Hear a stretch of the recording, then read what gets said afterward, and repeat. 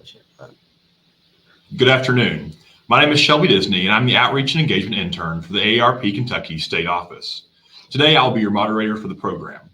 With me is volunteer Sharon Brown, who will serve as our host. Welcome and thank you for joining us. AARP Kentucky's First Fridays are a new interactive series designed to dive into critical health topics. These 30-minute virtual events aim to share valuable resources from professionals who work in the field and provide opportunities for attendees to ask questions in real time, so you can leave with questions and answers in hand. We hope you will ask some questions today. For our premier event, we are joined by representatives from the American Heart Association who will discuss blood pressure management and ways to achieve the best overall health outcomes.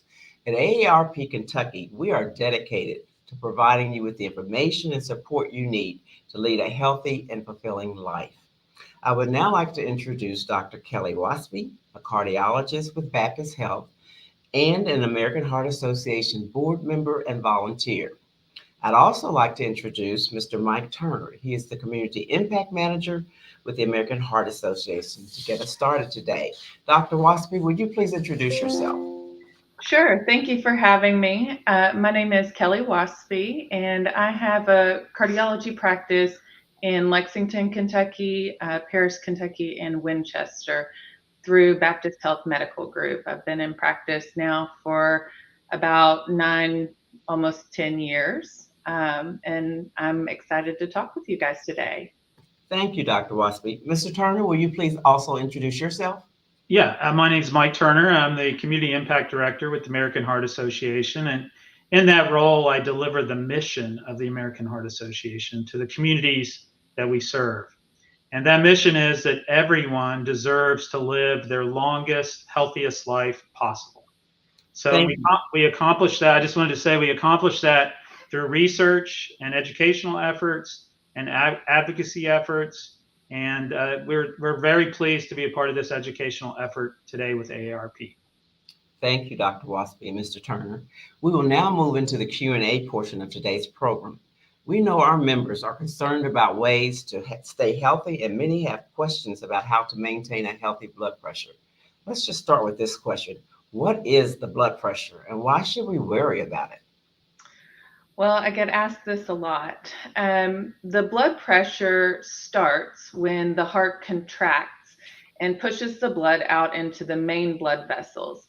That first forceful contraction is the top number you see, the systolic part of the blood pressure. When the heart relaxes and the smooth muscles in the arteries relax, you get the diastolic blood pressure, or the bottom number you see. It begins in the heart, but it's controlled by a lot of different things. The arteries themselves and how hardened they may be, the kidneys who send out hormones, sleep or maybe lack thereof, stress, all kinds of things can control or factor into the blood pressure.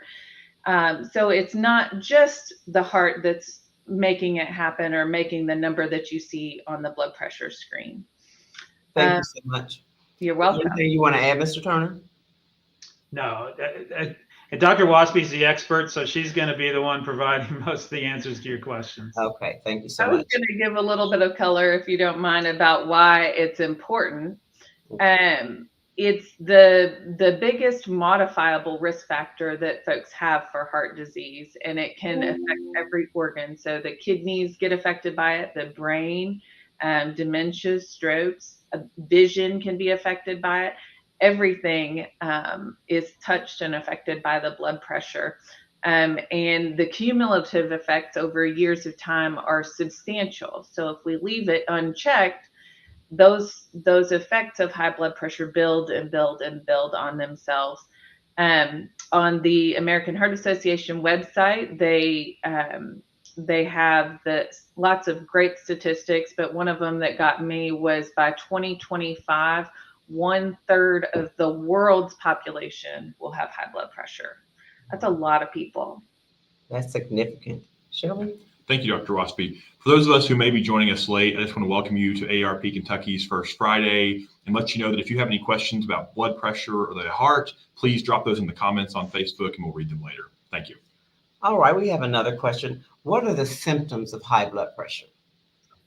Well, that's a tricky question because realistically, there's not a lot of symptoms.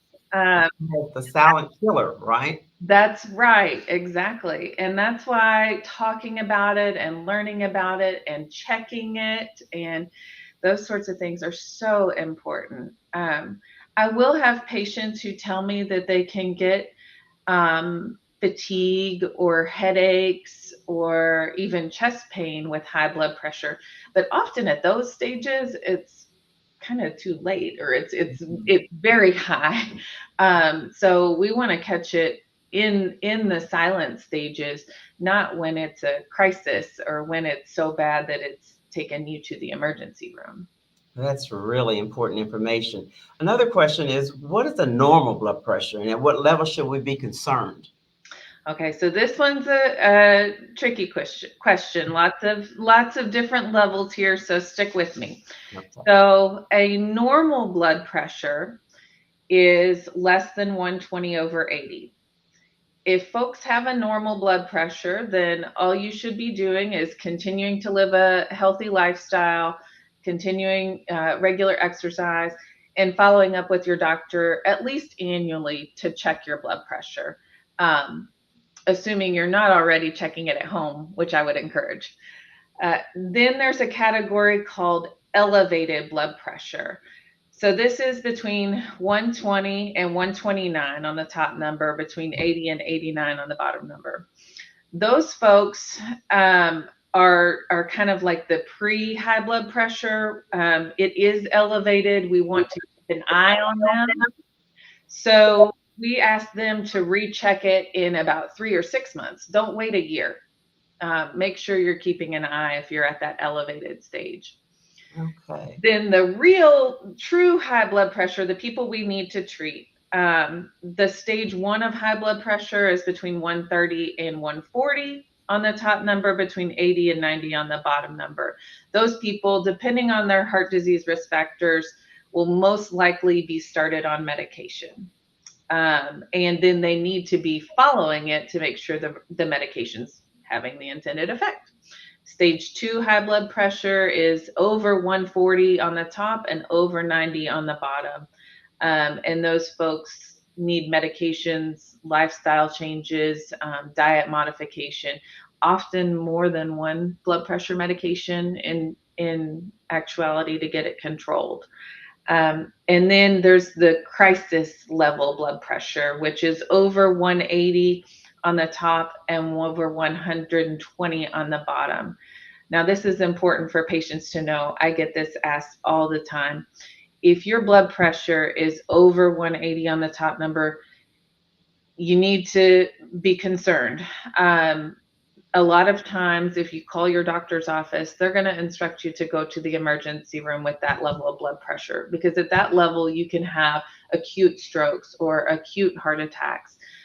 So really, somebody needs to give you medicine and try to bring that down, especially if you're having any symptoms over that level, such as you're over 180 and having chest pain, or over 180 and having headaches. So if your blood pressure is that high, over that 180 on the top number, I would encourage you to relax, wait a few minutes, maybe about 2 or 3 minutes, check it again, make sure it wasn't a fluke. But try not to stress out too much. I know that's easier said than done, because sometimes the anxiety will drive the blood pressure up.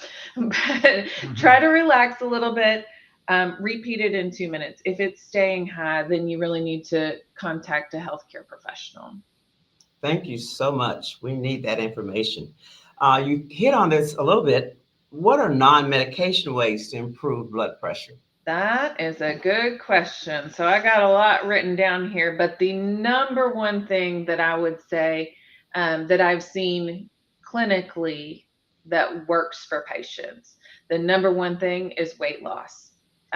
Almost always. And it's been proven in studies too that it has the most profound effect on the actual blood pressure numbers. So with some of these things that I'm about to talk about, you can expect maybe 1 or 2 points difference on your average blood pressure.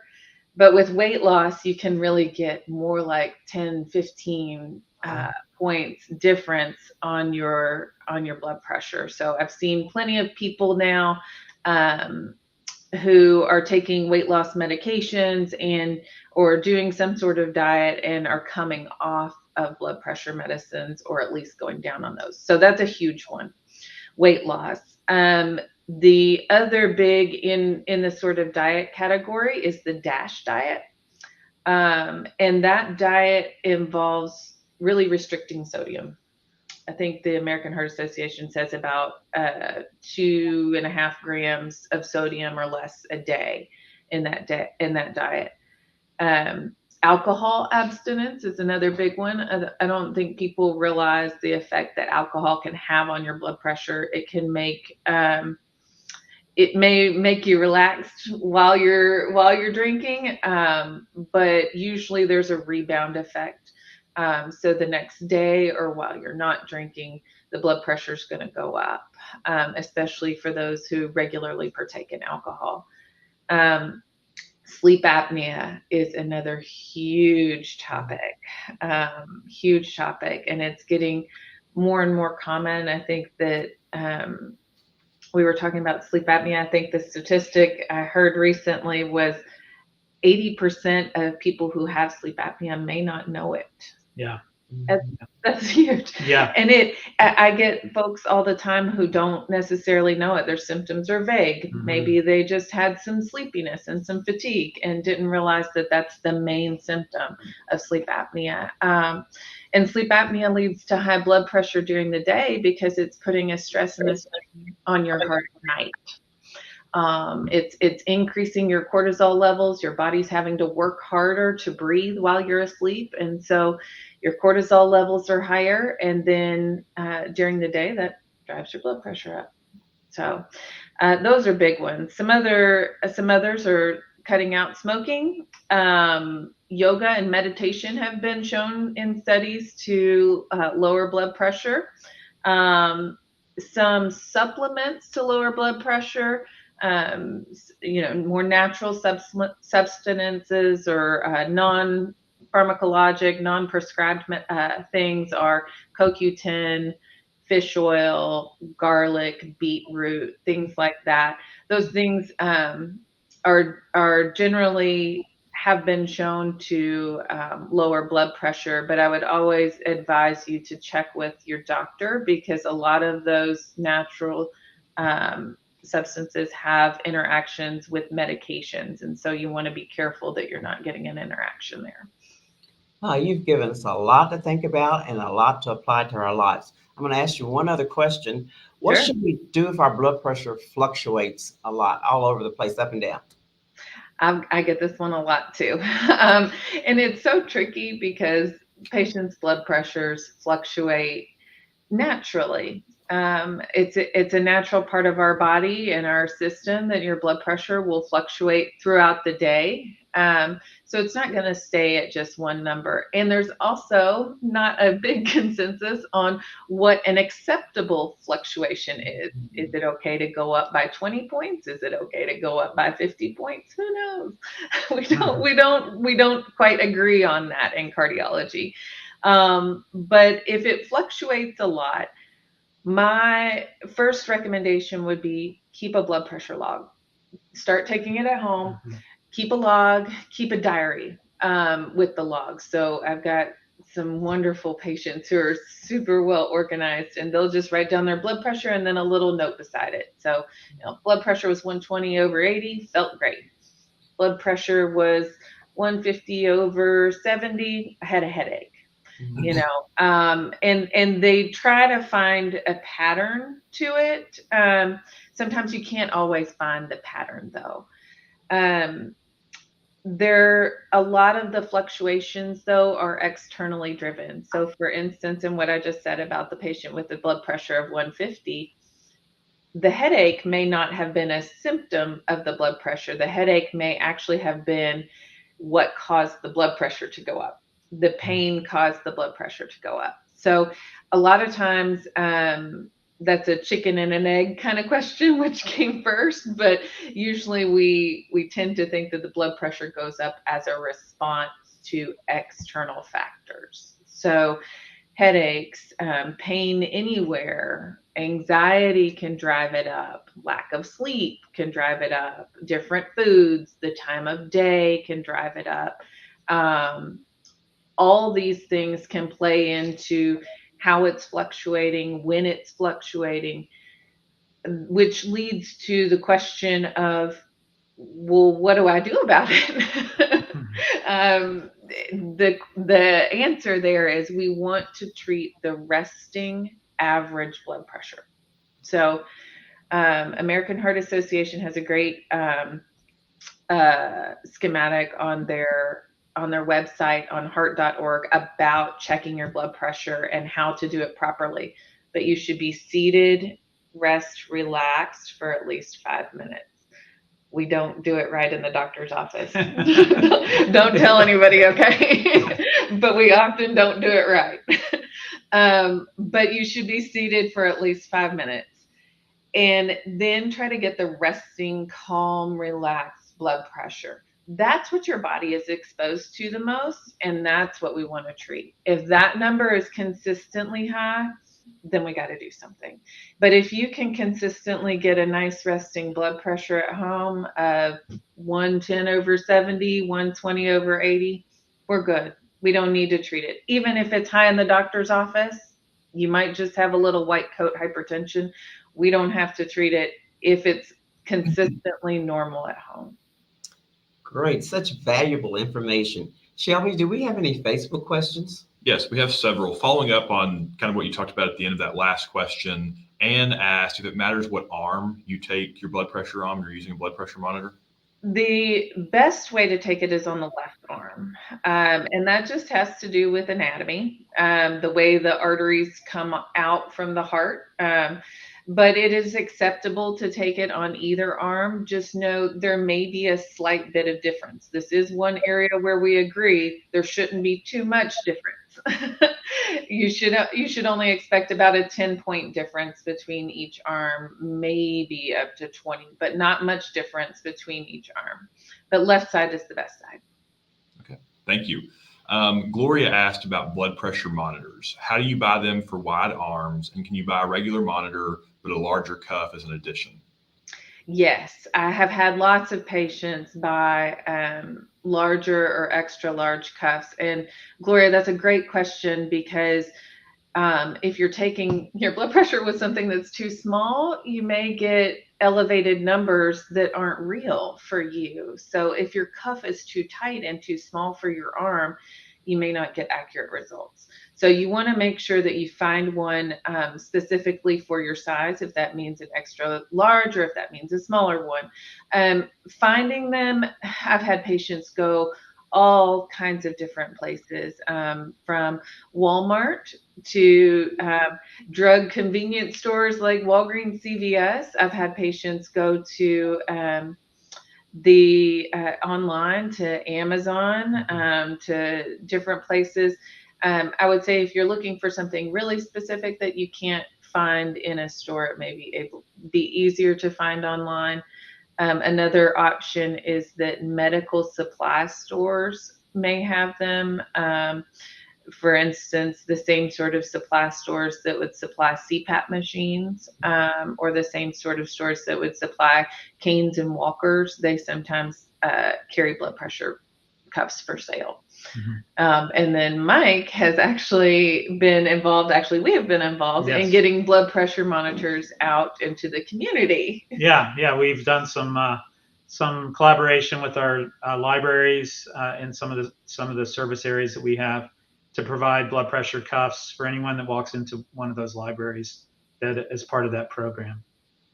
Yeah. Do you mind, Mr. Turner, to just give a few more words about what you all are doing to get those out? Somebody asked a question here on Facebook and mentioned the blood pressure monitors that were available in the library, but they also mentioned that they might be able to get them through Medicaid and other stuff like that. So you have any resources available for that? Yeah. There has been recent legislation that has made blood pressure cuffs available through Medicaid. There's still a process that we're working out to get the right codes for reimbursement on that. But yes, we're making progress on that. And blood pressure, as we learned from Dr. Waspy, it's something that affects nearly half of all U.S. adults. So it's an important issue. And as she mentioned as well, that it's a silent killer. So it is important for folks to know about what their blood pressure numbers are, how to monitor it, and that's how they can take care of their and get better health outcomes. Okay, thank you. Anita on Facebook asked if you could explain the difference between the top and bottom numbers in blood pressure. Sure. So mentioned that at the beginning. I'll talk about it again. So the top number is the heart's contraction, the most forceful part of the contraction. And then the bottom number is when the heart relaxes. So sometimes it's easier to think about the arteries and things as a hose, as a tube system. So if you turn on the water hose and you've got it going full force, then that's going to be the top number of the blood pressure, the full output. Then you turn it off real quickly, but there's still some water trickling out. That's more like the diastolic, or the bottom number of the blood pressure. I do tell patients, and it's true in medical literature, that we focus a little bit more on the top number. That's because it's easier to treat. It's hard to treat it when the top number is normal, but the bottom number is high. That's a situation that actually I have. The top number is also what the organ sees and what can do the most damage. So we tend to focus a lot more on the top number than just the bottom number. Okay, thank you. Anne has asked a question about medications for blood pressure. She asked, once you've been on medication for blood pressure, can you come off of them? And what would the process be for that?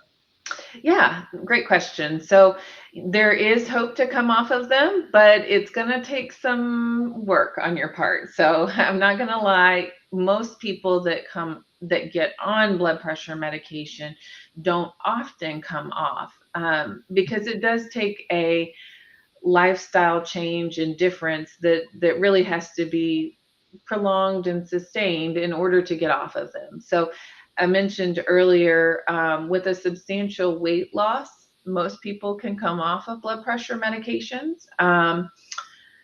With different factors like abstaining from alcohol, different people can come off of blood pressure medications. I have had people whose blood pressure has been better controlled or less fluctuating when they got on a CPAP machine for their sleep apnea. So there's a lot of different factors that go into getting off of the medication. So yes, there's hope to get off of them, but it's going to require some work. Okay, thank you. Anne also asked, if you were sick, say with the flu, will your blood pressure rise? It can. It can do a lot of different things. It depends on the scenario. If you're very sick, sometimes your blood pressure gets low in those septic situations, but it also can rise. So it really just depends on the scenario. It can do a lot of different things depending on what's going on in the body. You also may be taking, for instance, decongestants or things over the counter that might make the blood pressure go up. So you got to be careful when you're picking over the counter medicines. If you have high blood pressure, I always tell people to get that, there's a heart symbol on the box, or I think one of them advertises as HVP. Those are generally safe for blood pressure, but some of the things like Sudafed or that have more stimulants in them, they can raise blood pressure. So I would say the quick answer is yes, it can, but it doesn't always. Thank you. Anita asks, what are the symptoms of low blood pressure? Usually the symptoms are feeling dizzy. Most people get lightheaded, dizzy. A lot of times, even when they go from a sitting to standing position, or stand up and take a few steps and then they feel a little woozy, that's usually a sign that your blood pressure is getting low. And that's a lot of times when I start thinking, oh, maybe we can peel this person's medication back. If the blood pressure is staying normal on your blood pressure medication, then I'm probably going to keep the blood pressure medication on because it's working. But if the person tells me, well, I'm getting really dizzy and I think it's these meds, or even to the point where they might have fallen or something, then we try to get them off the meds. And I would say too low in terms of numbers, if you want to know that. When patients are getting below 100 on the top number, that's generally too low. I can let it ride in the high 90s if the patient isn't feeling bad, but you got to watch it there. I'm probably going to be looking for a medication to adjust at that point. Okay, thank you. Amy asked, can you take your blood pressure sitting down with your feet elevated? You can. It may be a little bit less accurate. Generally, we want the feet kind of flat on the floor. And this is tricky because we take it in the hospital and in the office in all sorts of situations, and patients lying in a bed. If you raise the feet above heart level, in general, you're getting more blood flow return back, which will elevate the blood pressure a little bit. So just know that if you're doing it in that position, you might not get as accurate numbers as if you put your feet down and had it, nice and on the floor. Okay, great information. Another question about taking blood pressure. Anne said that when she takes her blood pressure, it gets really tight around her arm and that there's tingling in her fingers. Is that normal? Yes, actually it is. So the part of what we're doing when we're checking the blood pressure is actually cutting off the circulation for a few seconds. And also there's a lot of nerves that run through here that may be getting compressed. So it's very normal, very natural to have some tingling and tightness in your fingers. It's not super comfortable sometimes, but it should only last for a few seconds until you bring the pressure down. So in fact, when we're inflating the cuff in an office, we want to go up high enough that we completely obstruct the blood flow.